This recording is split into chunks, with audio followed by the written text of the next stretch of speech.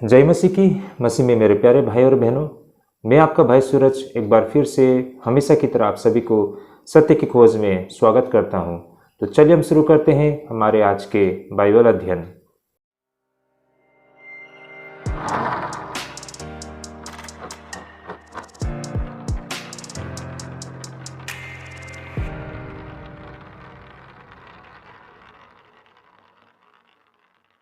तो एक बार फिर से आप सभी को सत्य की खोज में स्वागत है भाई और बहनों। चलिए हम शुरू करते हैं हमारे आज की बाइबल अध्ययन। तो भाई और बहनों, हमारा आज का जो बाइबल अध्ययन करने का रहेगा वो मत्ती रचित सुसमाचार 22 अध्याय 34 से लेकर 46 पद तक में, gospel according to the Matthew chapter 22 verse 34 up to 46। तो भाई और बहनों, हमारा आज कुल मिलाकर 2 विषय रहेगा। हमारा जो आज का पहला विषय रहेगा वो सबसे बड़ी आज्ञा कौन सी है, इस विषय पर रहेगी। अंत तक बने रहेगा, काफ़ी रोचक विषय है भाई और बहनों।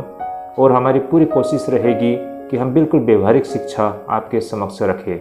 साथ ही हमारी आप सभी से गुजारिश भी रहेगी, आप इस वीडियो को देखते समय अपने मन में ज़रूर प्रार्थना करें ताकि प्रभु हमें इन वचनों के द्वारा प्रभुता करे और इन वचनों के सही मायने हम समझ पाएँ। और इससे पहले कि जितने भी हमारे वीडियो आप देखना चाहते हैं तो हमारे प्लेलिस्ट से देख सकते हैं।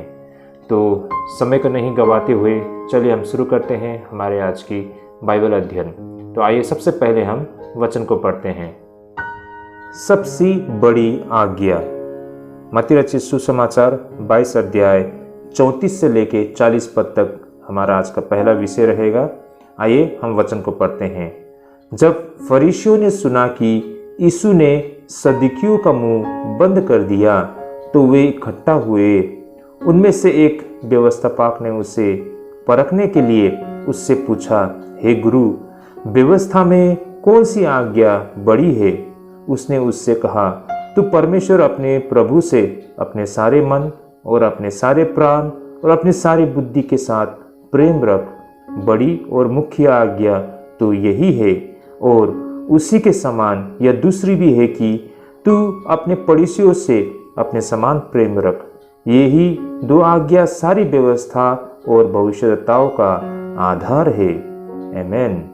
प्रभु को इन वचनों के लिए कोटि कोटि धन्यवाद हो भाई और बहनों। चलिए हम इस पर गहराई से अध्ययन करना शुरू करते हैं। जैसे कि भाई और बहनों, हम बिल्कुल शुरुआत से देख पाते हैं कि प्रभु यीशु मसीह द्वारा उन सदूकियों का मुंह बंद कर दिया गया है। तो फरीसियों ने फिर से एक बार प्रभु यीशु मसीह के साथ अपने सवालों से उन्हें घेरने के लिए कोशिश की गई है। भाई और बहनों, इससे पहले अगर आपने हमारे बाइबल अध्ययन को देखा हो तो आपको ये बात स्पष्ट याद आ जाएगी कि किस तरह जो यहूदी धार्मिक संसार के लोगों ने प्रभु यीशु मसीह को अपने सवालों से घेरने के लिए कोशिश की थी। उन्होंने इस तरह की प्रश्न रखी जिससे प्रभु यीशु मसीह को झुठलाया जाए, उसे गलत ठहराया जाए। हम देख पाते हैं फरीसियों ने और हेरोदियन लोगों ने एक साथ मिलकर प्रभु यीशु मसीह से कर के विषय में प्रश्न किया था, लेकिन प्रभु यीशु मसीह ने इस तरह उनको उत्तर दी, अब उनके पास इसका कोई जवाब नहीं था। उसके पश्चात हम देख पाते हैं फिर सदूकियों उनके बीच में आए और सदूकियों ने मरे हुए के पुनरुत्थान से संबंधित कुछ ऐसे प्रश्न किए जिसका उत्तर भी इस तरह प्रभु यीशु मसीह ने सटीक तरीके से दिए। कहे तो जिस प्रश्न को लेकर, जिस सोच को लेकर, जिस विचारधारा को लेकर फरीसी और सदूकियों के बीच में हमें बड़ी खाई दिखाई देती है, उसे भी प्रभु यीशु मसीह ने वहीं पे ध्वस्त कर दिया। अब यहाँ पर जब फरीसियों ने देखा सदूकियों को भी प्रभु यीशु मसीह ने उनका मुंह बंद कर दिया है, तो फिर से एक बार हम यहाँ पर दिखाई देते हैं कि फरीसी प्रभु यीशु मसीह के समक्ष इकट्ठे हुए हैं। तो उनके बीच में से एक व्यवस्थापक ने उससे परखने के लिए प्रभु यीशु मसीह से प्रश्न किया, हे गुरु, व्यवस्था में कौन सी आज्ञा बड़ी है? इस पर प्रभु यीशु मसीह उन्हें उत्तर देते हैं कि अपने प्रभु से अपने सारे मन और अपने सारे प्राण, अपनी सारी बुद्धि के साथ प्रेम रख। बड़ी और मुख्य आज्ञा तो यही है। उसी के साथ प्रभु यीशु मसीह ने फिर से एक बार ये भी कहा कि दूसरी वो महत्वपूर्ण आज्ञा, अपने पड़ोसियों से अपने समान प्रेम रख। ये 2 आज्ञाएं सारी व्यवस्था और भविष्यवक्ताओं का आधार है। ऐसा कुछ कहकर प्रभु यीशु मसीह ने ये उत्तर दिए। तो भाई और बहनों, हम सबके मन में ये ख्याल आती होगी जब हमने आज के इस विषय को रखा कि सबसे बड़ी आज्ञा कौन सी है। तो जब कभी भी अगर हम बाइबल को अध्ययन करते हैं निरंतर, तो हमने ये विषय रखा, हमें तुरंत ये बात हमारे मन में आ जाती है कि सबसे बड़ी आज्ञा वही 2 आज्ञा है जो प्रभु यीशु मसीह द्वारा अभी कही गई कि अपने परमेश्वर को अपने सारे मन, अपने सारे प्राण, अपने सारी बुद्धि के साथ प्रेम रखे और अपने पड़ोसियों के साथ भी अपने समान प्रेम रखे। तो भाई और बहनों, शायद ये 2 आज्ञाएं हमारे मन में मुँह जबानी हमें याद हो भाई और बहनों, लेकिन आज फिर से एक बार इसे हम विस्तार से समझने के लिए कोशिश करते हैं। देखिए भाई और बहनों, अगर हम मत्ती में देखते हैं तो शायद हमें ऐसा लग सकता है कि फरीसियों द्वारा एक बार फिर से सवाल करते हुए प्रभु यीशु मसीह को घेरने के लिए कोशिश की गई है, क्योंकि हम यहाँ पर देख पाते हैं जब फरीसियों ने सुना कि यीशु ने सदूकियों का मुंह बंद कर दिया तो वे इकट्ठे हुए। उनमें से एक व्यवस्थापक ने उसे परखने के लिए उनसे पूछा, ऐसा कहा गया है। मतलब प्रभु यीशु मसीह को परखने के लिए, उसे टेस्ट करने के लिए इस तरह से उनसे प्रश्न किया जाए जो वो उत्तर दे न पाए और उसे झूठा ठहराए। तो जब हम मत्ती के इस घटना को हम पढ़ते हैं यहाँ पर, तो हमें ऐसा लग सकता है कि फिर से एक बार धार्मिक संसार के द्वारा प्रभु यीशु मसीह को अपने शब्दों के जाल में फंसाने के लिए उन्होंने एक ऐसी प्रश्न रखी है। लेकिन भाई और बहनों, अगर हम अन्य सुसमाचारों में इसी घटना को अगर हम देखते हैं तो हमें कुछ और ही दृश्य दिखाई देती है।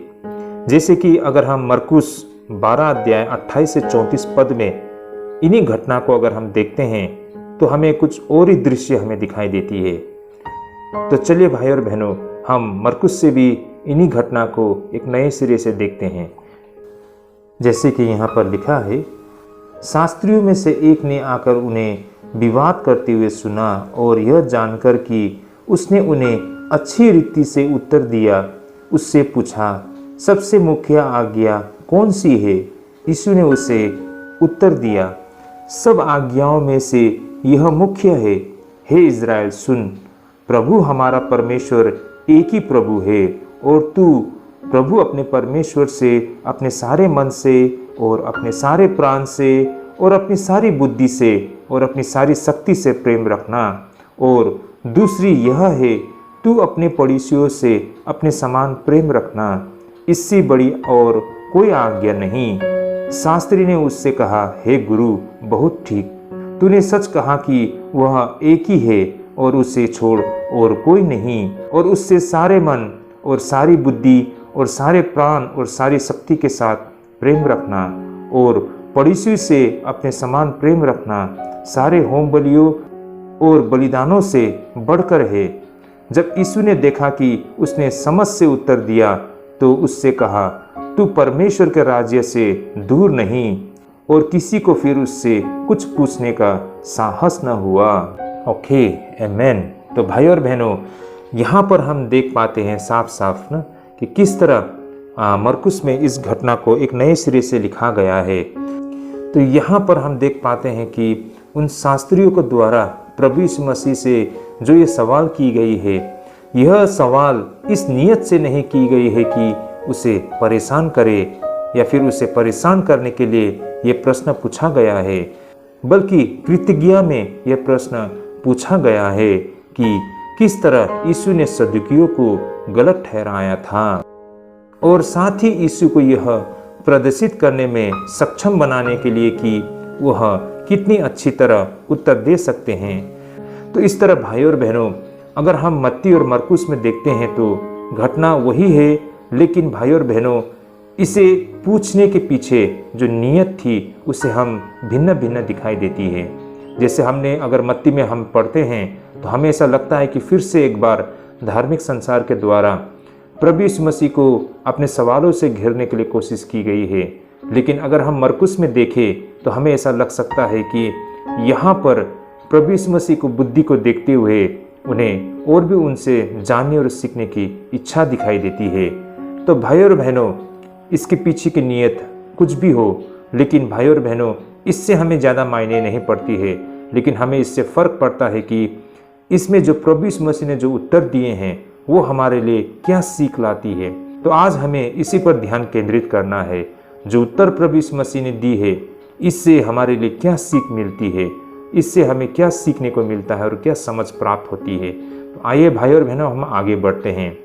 भाइयों और बहनों, अब यहाँ पर इस पंक्ति में प्रभु यीशु मसीह द्वारा धर्म की पूरी परिभाषा को बताया गया है। भाइयों और बहनों, इन उत्तर में हम धर्म की परिभाषा को सीख और समझ पाएंगे। आइए हम इसे विस्तार से अध्ययन करना शुरू करते हैं। सबसे पहला तो धर्म उसे कहा जाता है जहाँ परमेश्वर से प्रेम किया जाता है। भाइयों और बहनों, जिस तरह से प्रभु यीशु मसीह ने यहाँ पर उत्तर दी है, इस उत्तर से जो कुछ हम सीख और समझ पाते हैं, इससे ये साबित होता है कि धर्म उसे कहा जाता है जहाँ परमेश्वर से प्रेम किया जाता है।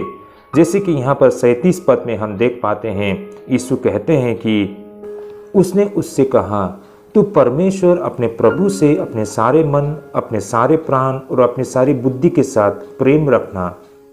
तो भाइयों और बहनों, यहाँ पर हम देख पाते हैं ये सबसे महत्वपूर्ण आज्ञा थी जो प्रभु यीशु मसीह को सवाल किया गया था। तो उस संदर्भ में प्रभु यीशु मसीह ने जो उत्तर दिए थे, देखा जाए तो भाइयों और बहनों, ये जो 22 अध्याय 37 पद में कही गई प्रभु यीशु मसीह के जो ये उत्तर, उसे हम व्यवस्था विवरण 6 अध्याय 5 से उद्धृत किया गया था, जो कि यहूदी धर्म का मूल और आवश्यक मत था। देखिए व्यवस्था विवरण 6 के 5 में जो कहा गया है, तू अपने परमेश्वर यहोवा से अपने सारे मन और सारे जीव और सारी शक्ति के साथ प्रेम रखना। तो भाइयों और बहनों, प्रभु यीशु मसीह ने इन्हीं व्यवस्था विवरण 6 अध्याय 5 को आधार बनाते हुए ये बातें, यह आज्ञा उनके समक्ष रखी गई थी, जो कि भाइयों और बहनों यहूदी धर्म का मूल और आवश्यक मत था। उनका ये विश्वास, उनका ये आधार था, जिससे आज भी हर यहूदी अपनी सेवा की शुरुआत में इन वचनों को, इन सत्य को और इन तथ्यों को वे आधार बनाया करते हैं। और साथ ही यह वह पहला पाठ है जिसे हर वो यहूदी अपने बच्चे को याद दिलाया करते हैं। भाइयों और बहनों, ये अति महत्वपूर्ण है, इवन आज भी आप और हमारे लिए। देखिए भाइयों और बहनों, हम अपने बच्चों को, हमें भी ये चीज़ आज सिखाना और समझाना बेहद आवश्यक है कि हम परमेश्वर को कितनी गंभीरता से हमें लेना चाहिए, है ना। परमेश्वर हमारे लिए क्या मायने रखते हैं, परमेश्वर से प्रेम करने का अर्थ क्या है, परमेश्वर की आराधना करने का मतलब क्या है।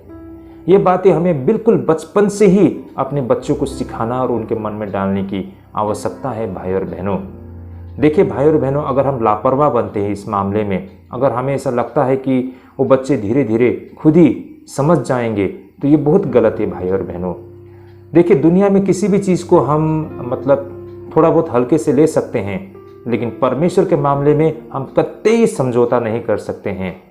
भाइयों और बहनों, बिल्कुल बचपन से ही, बिल्कुल छोटे अवस्था से ही उन बच्चों में हमें परमेश्वर के प्रति सम्मान, आदर, वो हमें उनके मन में डालना होता है। उन्हें हमें ये सिखाना होता है कि वास्तव में परमेश्वर कौन है और उससे हम किस तरह आदर सम्मान दे, है ना। परमेश्वर से प्रेम करने का मायने क्या है, वो हमें बताना होता है। बड़ी दुख की बात है, आज के समय में हम देख पाते हैं कि हम ईसाई, हमारे जो बच्चे होते हैं, आज परमेश्वर की शिक्षा से बहुत दूर चले गए हैं। आज हम अपने आप को इतने मॉडर्न सोच लेते हैं कि हम आज इन सारे बातों में हम ध्यान नहीं देते हैं, है ना। इन बातों को हम सीरियसली नहीं लेते हैं, कारण हमारे माता पिता इन सारे शिक्षाओं को अपने बच्चों को सिखाने में हम विफल हो गए हैं। इसलिए भाइयों और बहनों, हमें अपने बच्चों में इन सारे बातों को डालने की बहुत आवश्यकता है। तभी वो परमेश्वर की धार्मिकता और पवित्रता को समझ पाएंगे, तभी वो आत्मिक संचार को वो सीरियसली लेना शुरू करेंगे, तभी वो पवित्र जीवन जीने के लिए वो संघर्ष करेंगे, कोशिश करेंगे, है ना, इस पर ध्यान देंगे भाइयों और बहनों, वरना इसे बहुत हल्के से ले लेंगे। आज हम देखते हैं परमेश्वर के साथ हम विश्वासियों का जो व्यवहार, हमारा रिश्ता है, बहुत हल्का फुल्का हो गए हैं। हम परमेश्वर को बहुत हल्के से लेते हैं, है ना। परमेश्वर बेशक बहुत दयालु है, लेकिन हमें ये भी नहीं भूलना चाहिए कि परमेश्वर अति पवित्र है ना। तो हमें परमेश्वर के साथ किस तरह पेश आना चाहिए ना। परमेश्वर के समक्ष हमें किस तरह आना चाहिए, हमें किस तरह धार्मिकता, पवित्रता, शुद्धता को हमारे जीवन में बनाए रखना चाहिए, ये हमें हमारे बच्चों को अपने छोटे उम्र से ही हमें उनके मन में ये डालना चाहिए। यहूदी लोग ये क्या करते हैं, इसीलिए देखिए हम यहूदियों के बीच में वो जितने भी मॉडर्न वर्ल्ड में वो रहे, फिर भी परमेश्वर को लेकर उनका जो मतलब सीरियसनेस है ना, उसे लेकर वे लोग कितनी गंभीर है, उनके जीवन शैली में हमें दिखाई देती है। लेकिन हम विश्वासी जीवन में, हम ईसाई जीवन में क्या हो रहा है कि हम इन सारी चीज़ों को बहुत हल्के से लेना हमने शुरू कर दिया है, जिससे हम परमेश्वर से दूर हो रहे हैं। इसलिए भाई और बहनों, ये जो प्रथम आज्ञा बहुत ही महत्वपूर्ण है भाई और बहनों। हमें परमेश्वर से अपने सारे मन से, है ना, अपने सारी समझ से, अपनी बुद्धि से हमें परमेश्वर से प्रेम करना हमें सीखना चाहिए, या फिर हमें अपने बच्चों को भी सिखाना चाहिए। तो भाई और बहनों, इस तरह इसका मतलब ये है कि परमेश्वर को हमें पूर्ण प्रेम देना चाहिए, एक ऐसा प्रेम जो हमारी भावनाओं पर हावी है, एक ऐसा जो हमारी विचारों को निर्देशित किया करते हैं, और एक ऐसा प्रेम जो हमारे कार्य को गति देती है। धर्म की शुरुआत उस प्रेम से होती है जो परमेश्वर के प्रति जीवन की पूर्ण प्रतिबद्धता करती है। तो भाई और बहनों, ये पहली आज्ञा जो हमने यहाँ पर देखी है। इस तरह भाई और बहनों, अब यहाँ पर दूसरी वो आज्ञा जो प्रभु यीशु मसीह कहते हैं, जिसे हम वर्स 39 में हमें दिखाई देती है, वास्तव में उसे प्रभु यीशु मसीह ने लेव्य व्यवस्था 19 की 18 से उद्धृत किया गया था। आइए हम इस वचन को भी एक बार फिर से हम देखते हैं, जैसे कि 22 अध्याय 39 पद में हमें दिखाई देते हैं। जैसे कि यहाँ पर लिखा है, और उसी के समान ये दूसरी भी है कि तू अपने पड़ोसियों से अपने समान प्रेम रख। भाई और बहनों, लेवी व्यवस्था 19 की 18 से इसे उद्धृत किया गया है। आइए मैं इसे पढ़ना चाहूँगा। पलटा न लेना और न अपने जाति भाइयों से बैर रखना, परंतु एक दूसरे से अपने समान प्रेम रखना, मैं यहोवा हूँ। तो भाई और बहनों, यहाँ पर हम देख पाते हैं ये जो दूसरी आज्ञा, बेशक शायद हमने कई दफ़े इन वचनों को पढ़े होंगे, और इन वचनों को पढ़ने पर हमारे मन में ये ख्याल आ सकता है कि जब कि यहाँ पर प्रभु यीशु मसीह ने बताया तू अपने पड़ोसियों से अपने समान प्रेम रख, तो हमारे मन में ये ख्याल आता है कि शायद हमारे जो अड़ोसी पड़ोसी है उनसे हमें प्रेम करना चाहिए।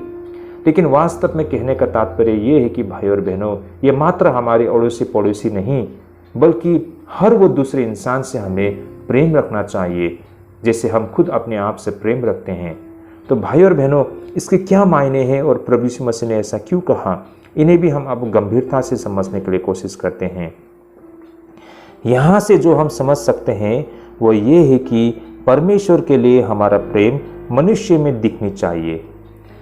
बेशक भाई और बहनों, हम धर्म कर्म करते हैं, हम कहते हैं हम जीवित परमेश्वर में विश्वास करते हैं, हम परमेश्वर की आराधना करते हैं, और हम ये भी कहते हैं कि हम परमेश्वर से बेहद प्रेम करते हैं। लेकिन हकीकत में भाई और बहनों, ये जो प्रेम अगर हमारे प्रतिदिन के जीवन में हमें अगर नहीं दिखाई देती है, तो फिर ये सब कहने का कोई मतलब नहीं रहता है। भाई और बहनों, अब हमारे जीवन में ये किस तरह दिखाई देती है कि अगर हम परमेश्वर से प्रेम करते हैं, अगर हम सचमुच में परमेश्वर को आदर और सम्मान देते हैं, उनकी आराधना करते हैं, सच्चे परमेश्वर में हम विश्वास करते हैं, तो ये हमारे प्रतिदिन के जीवन में दिखाई देती है। लेकिन कैसे? ये हम अपने जो अड़ोसी पड़ोसी, हमारे रिश्तेदार, हमारे दोस्त, भाई बंधु, या फिर हर वो इंसान से जब हम अपने जैसे उनसे भी उतना ही प्रेम करते हैं, है ना, हम न्याय करते हैं, हम उनसे प्रेम करते हैं, उनका ख्याल रखते हैं, उन्हें इज्जत और सम्मान देते हैं, उनके तकलीफ़ को समझते हैं और उनका ख्याल रखते हैं, तो ये दिखाता है कि हम उनसे प्रेम करते हैं।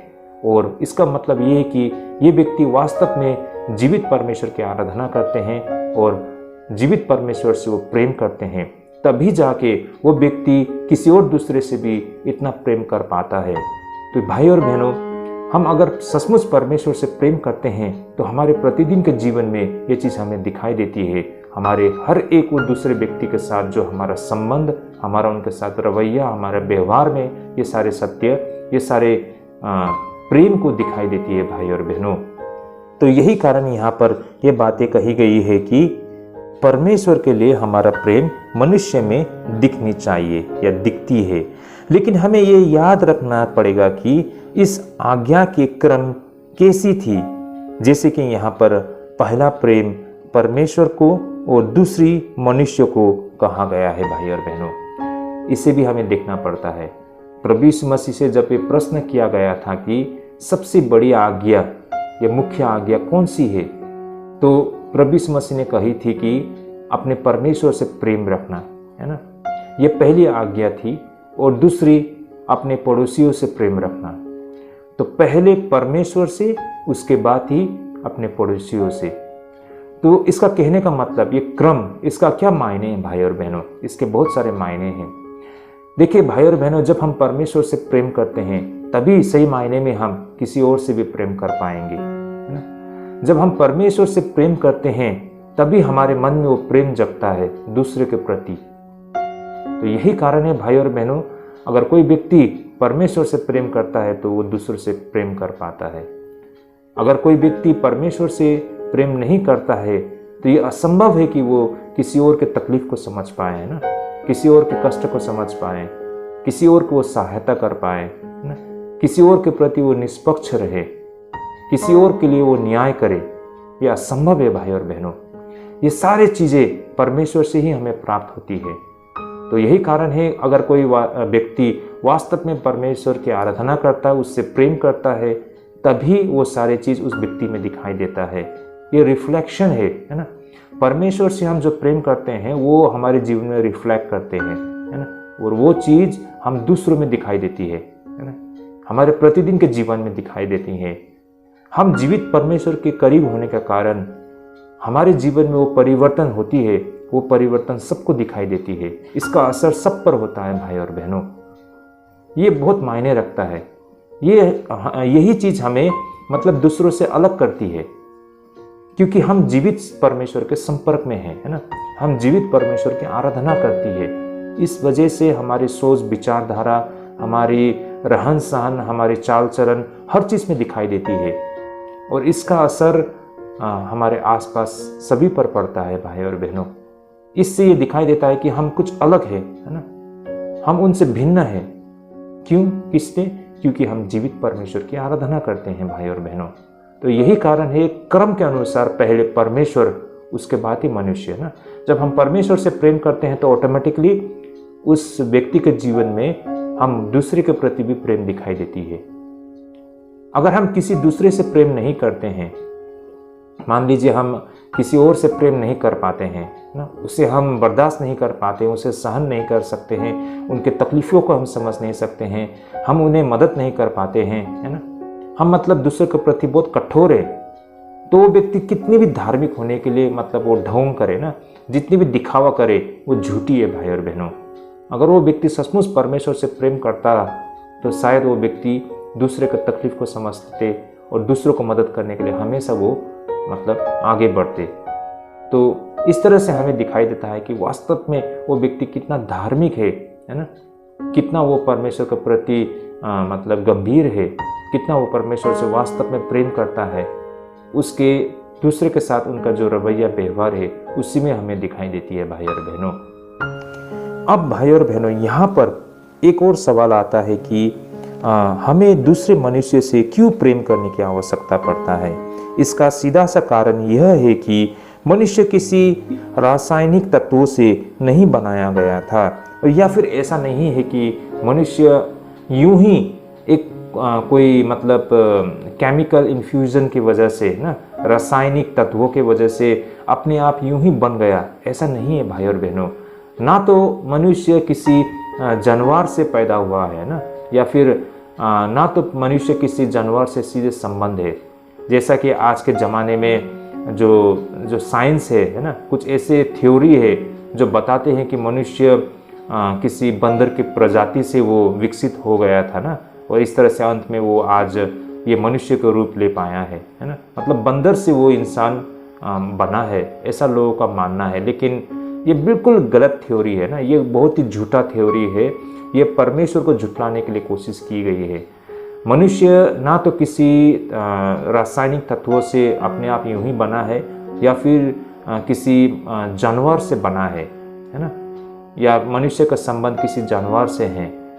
लेकिन हकीकत ये है, सत्य ये है कि मनुष्य को तो परमेश्वर ने अपने स्वरूप में सृष्टि की थी, मट्टी से, है ना।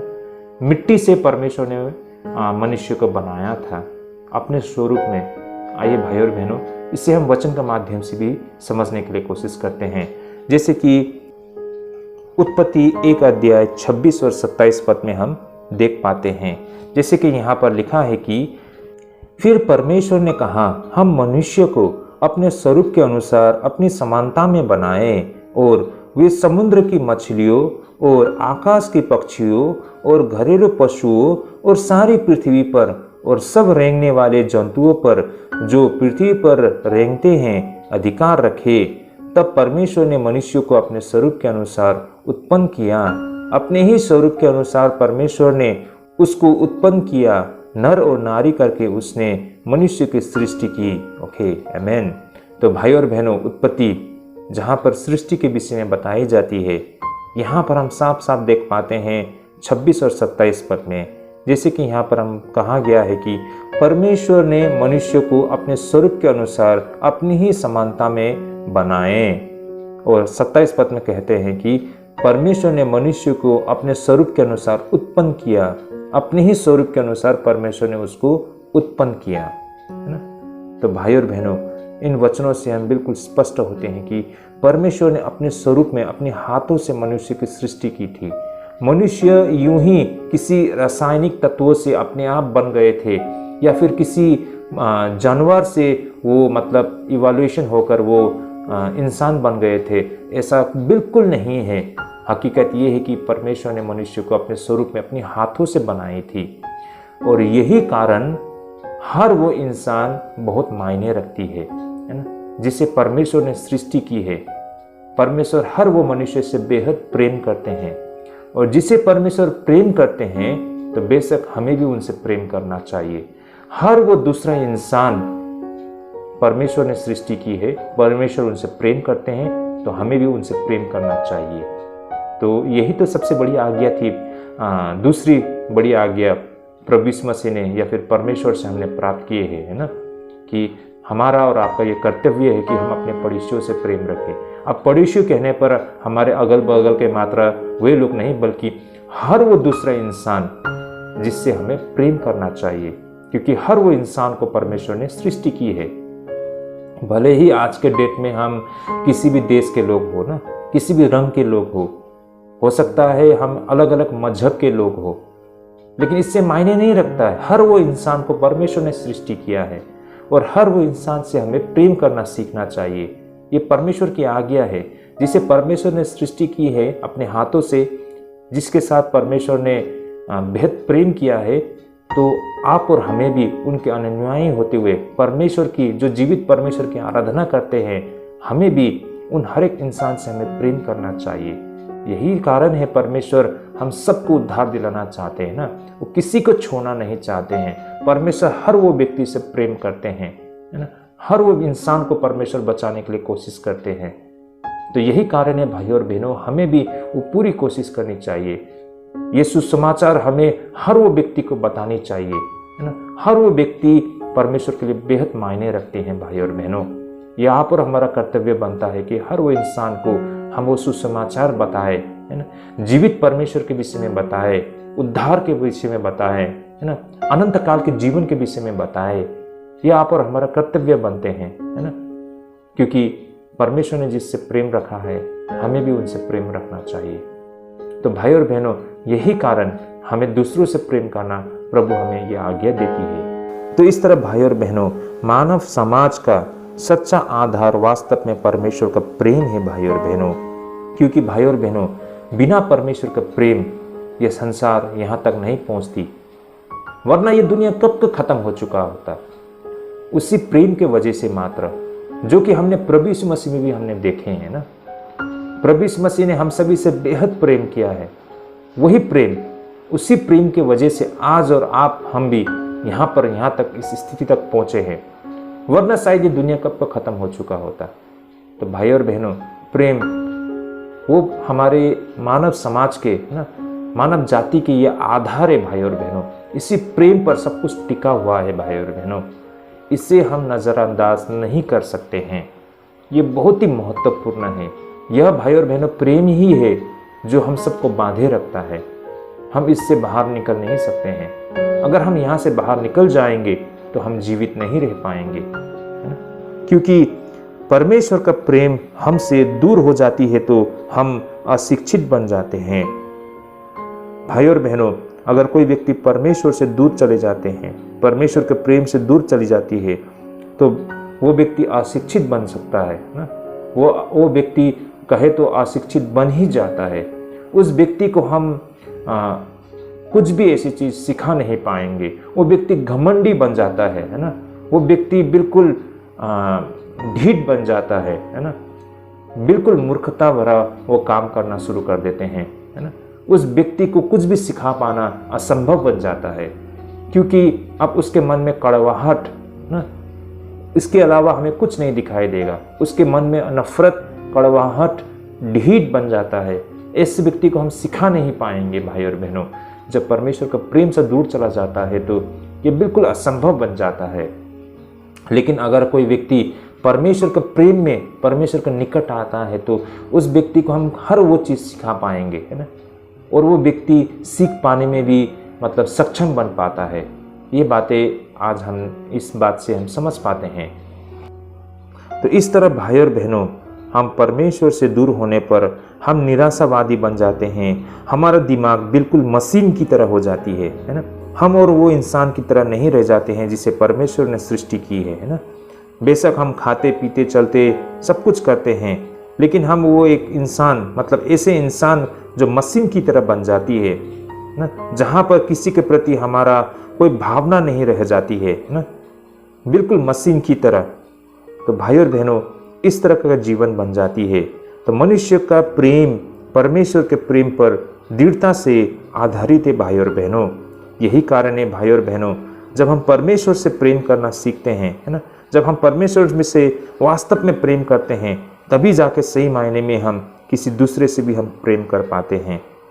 प्रेम प्रभु से आती है ना, प्रेम परमेश्वर से उपजी गई है, प्रेम परमेश्वर से सृष्टि होती है। यही प्रेम हम सबको बांधे रख सकता है।